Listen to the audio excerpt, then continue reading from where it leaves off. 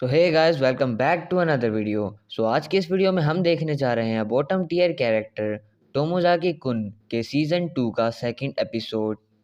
Episode की शुरुआत में टोमोजाकी अपना प्लान हिनामी को बताता है और वो उसकी मदद करने के लिए मान जाती है। जिसके बाद वो इजुमी के पास जाकर उसे उसका प्लान बताता है और कहता है कि क्या तुम इस काम को कर सकती हो। तो इजुमी कहती है कि अगर इससे एरिका स्पोर्ट्स टूर्नामेंट में पार्टिसिपेट करेगी तो मैं तुम्हारी मदद करने के लिए तैयार हूँ। जिसके बाद वो अपने एक और फ्रेंड के पास जाकर उसे भी सेम प्लान बताता है और कहता है कि तुम्हें ये काम करना है। उसका दोस्त कहता है कि मुझे नहीं पता तुम इतने चालाक हो, लेकिन कोई बात नहीं, तुम्हारा ये काम पूरा हो जाएगा। और टोमोजाकी के प्लान के हिसाब से उन तीनों ने अपने अपने काम को पूरा कर लिया, जिसकी वजह से एरिका सॉफ्ट बॉल के टूर्नामेंट में पार्टिसिपेट करने के लिए तैयार हो गई।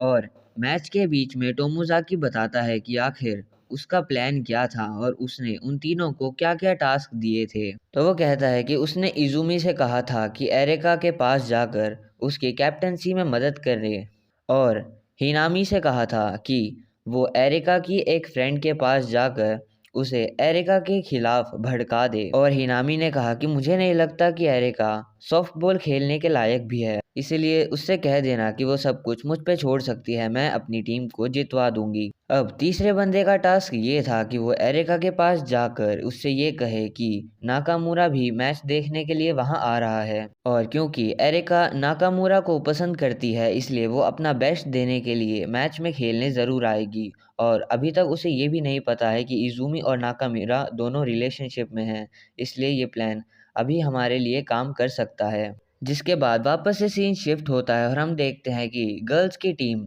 आराम से बेसबॉल मैच खेल रही होती है और सभी लोग अपना अपना बेस्ट देने की पूरी कोशिश करते हैं और लास्ट में एरिका होम रन मारकर पूरी टीम को जिता देती है। जिसके बाद हमें बॉयज़ का बास्केटबॉल मैच दिखाया जाता है और बास्केटबॉल मैच के लिए हिनामी ने टोमोजाकी को एक टास्क दिया था कि वो बास्केटबॉल में खेले जाने वाले एक लेअप शॉट्स की प्रैक्टिस कर ले, ताकि वो आने वाले मैच में अपनी जीत के लिए कुछ तो पॉइंट इकट्ठा कर सके। इसके लिए वो शाम को रोज़ मैच से पहले प्रैक्टिस करने के लिए हिनामी के साथ ग्राउंड में जाता था, लेकिन मैच वाले दिन उसे गेम खेलने का मौका ही नहीं मिला। वो स्टार्टिंग की 30 सेकंड में ही गेम से बाहर हो गया क्योंकि उसने काफ़ी सारे फाउल्स कर दिए थे, इसलिए रेफरी ने उसे मैच से बाहर कर दिया। तो ये देखकर वो तीनों कहते हैं कि इससे कुछ भी नहीं हो सकता। लेकिन जिसके बाद वो सभी लोग बास्केटबॉल का मैच भी जीत जाते हैं। तो टोमोजाकी बाकियों से माफ़ी मांगता है और कहता है कि मुझे ठीक से खेलना नहीं आया, ये मेरी गलती है। लेकिन वो सभी लोग खुश हैं क्योंकि वो लोग मैच को जीत चुके हैं। अब उनकी क्लास नंबर 1 बन चुकी है हर एक गेम में। लड़कियां भी और बॉयज़ दोनों नंबर 1 टीम बन चुकी हैं और सभी लोग सेलिब्रेट कर ही रहे होते हैं कि एरिका देखती है इजुमी और नाकामुरा काफ़ी ज़्यादा क्लोज खड़े हैं और ये देखकर वो समझ जाती है कि इजुमी और नाकामुरा के बीच में कुछ तो चल रहा है। जिसके बाद वो काफ़ी ज़्यादा गुस्सा हो जाती है और सारा गुस्सा हीराबायाशी के ऊपर निकालने लगती है। हर दिन, हर रोज़ उसकी डेस्क पर लात मारकर उसका सारा सामान गिरा देती है और कहती है कि मुझसे ये गलती से हो गया। लेकिन कभी-कभी तो ठीक है, लेकिन अब ये सीन रोज़ होने लगे थे, जिसे देखकर पूरी क्लास ये समझ जाती है कि आखिर अभी इस क्लास में हो क्या रहा है और एरिका आखिर करना क्या चाहती है। जिसके बाद हम देखते हैं इजुमी और टोमोजाकी एक दूसरे से बात कर रहे होते हैं और इजुमी कहती है कि मुझे पता है कि ये सब मेरी गलती है, मेरी गलती की वजह से ही हीराबायाशी को इतना सब कुछ सहना पड़ रहा है। ये गुस्सा मेरे लिए है, लेकिन वो सारा गुस्सा हीराबायाशी के ऊपर उतार रही है, उसे परेशान कर रही है और बदले में हीराबायाशी उसको कुछ कह भी नहीं रही। जिसके बाद हम देखते हैं इजुमी के साथ की हुई सारी बातें वो हिनामी से बता देता है। तो हिनामी कहती है कि इन सब चीज़ों के पीछे काफ़ी सारे रीज़न्स हैं, क्योंकि हमने नाकामुरा और इजुमी के बीच में रिलेशनशिप बनवाने में मदद की थी, लेकिन ये बात एरिका को नहीं पता थी।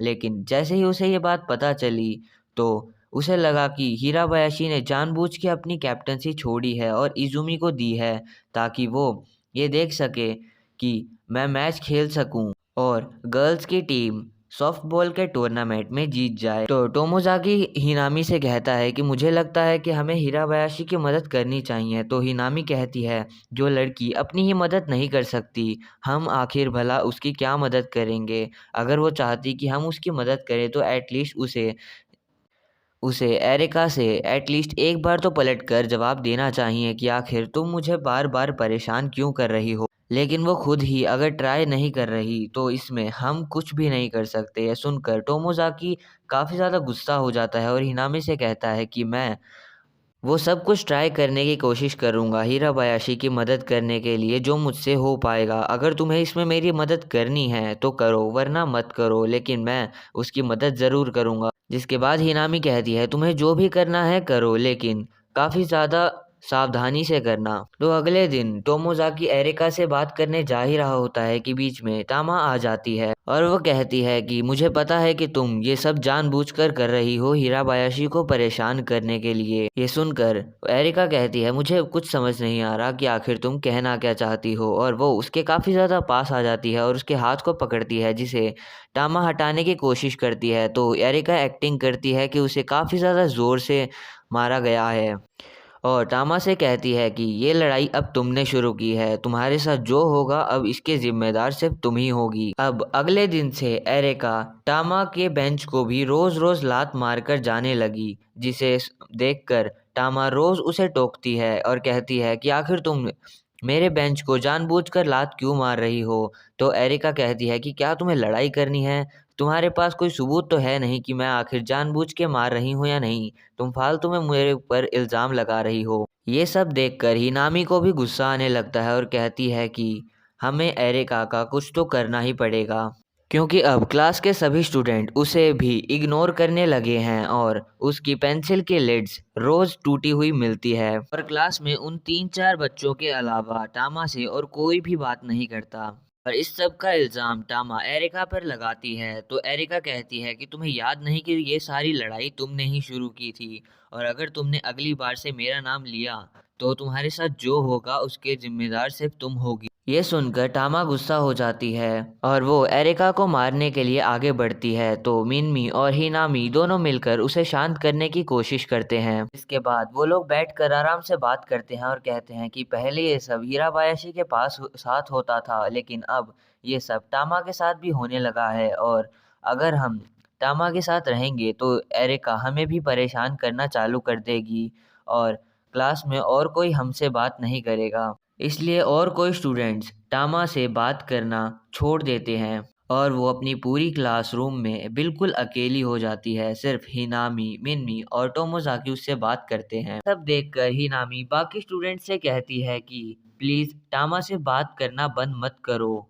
इसमें उसकी कोई गलती नहीं है। तुम सभी को पता है कि आखिर एरिका कैसी है। और मिनमी टामा को शांत करने के लिए उसे अपने साथ खाना खिलाने के लिए लेके जाती है और अपना पूरा दिन टामा के साथ ही गुजारती है, ताकि टामा को बिल्कुल अकेला ना लगे और वो उदास ना हो जाए।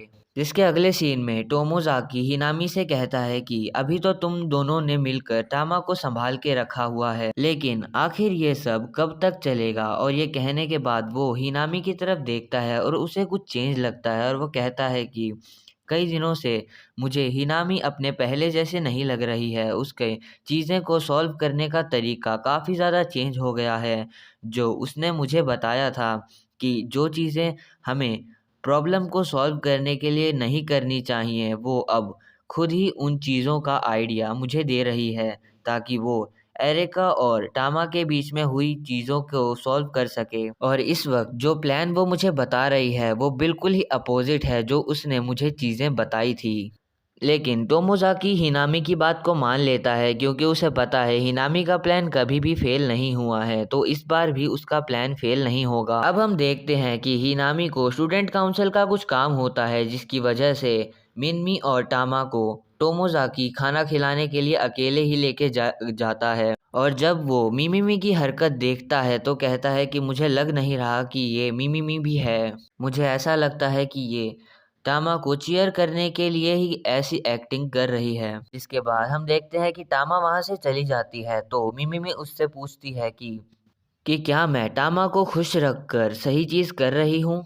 तो टोमोजाकी कहता है कि मुझे भी लगता है कि तुम बिल्कुल सही कर रही हो। जिसके बाद रात को टोमोजाकी अपने बेड पर लेटा हुआ होता है और वो हिनामी की स्ट्रेटेजी को एनालाइज कर रहा होता है और वो कहता है कि हम अगर पूरा दिन टामा के साथ रहें और उसे एरिका से ना मिलने दें तो उनके बीच की ये लड़ाई खत्म हो सकती है और एरिका टामा के बारे में भूल सकती है और इसीलिए मिमिमी हर टाइम टामा के साथ ही रहती है। जिसके बाद वो कहता है इन्हीं स्ट्रेटजीज की मदद से वो गेम में भी काफी ज्यादा ऊपर है। अब अगले दिन हम देखते हैं टोमोजाकी और टामा एक क्लासरूम में बैठे हुए होते हैं। तो टोमोजाकी टामा से कहता है कि क्या तुम ठीक हो? तो टामा कहती है कि हिनामी ने मुझसे कहा था कि तुम भी मेरे जैसे ही हो। तो टोमोजाकी कहता है कि मेरा मतलब है कि एरिका जिस तरह तुम्हारे साथ बर्ताव कर रही है ये तुम्हारे लिए काफी ज्यादा मुश्किल होगा ये सब सहना। तो टामा कहती है कि जब तक मुझे ये पता है कि मैं सही हूँ मैं तब तक ठीक हूँ।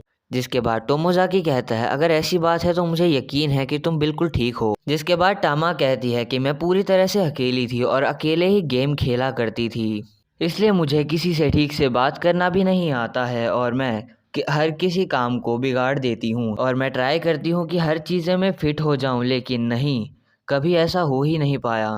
लेकिन एक्चुअली मुझे लगता है कि तुम काफ़ी ज़्यादा चेंज हो गए हो पिछले कुछ दिनों में। तुम भी बिल्कुल मेरे ही जैसे थे लेकिन अब तुम अपनी कमज़ोरियों से लड़ना सीख रहे हो और हर चीज़ों में फिट होना शुरू कर दिया है। इसलिए मैं चाहती हूँ कि तुम मुझे हर चीज़ों से लड़ना सिखाओ और हमारा सेकंड एपिसोड यहीं ख़त्म हो जाता है।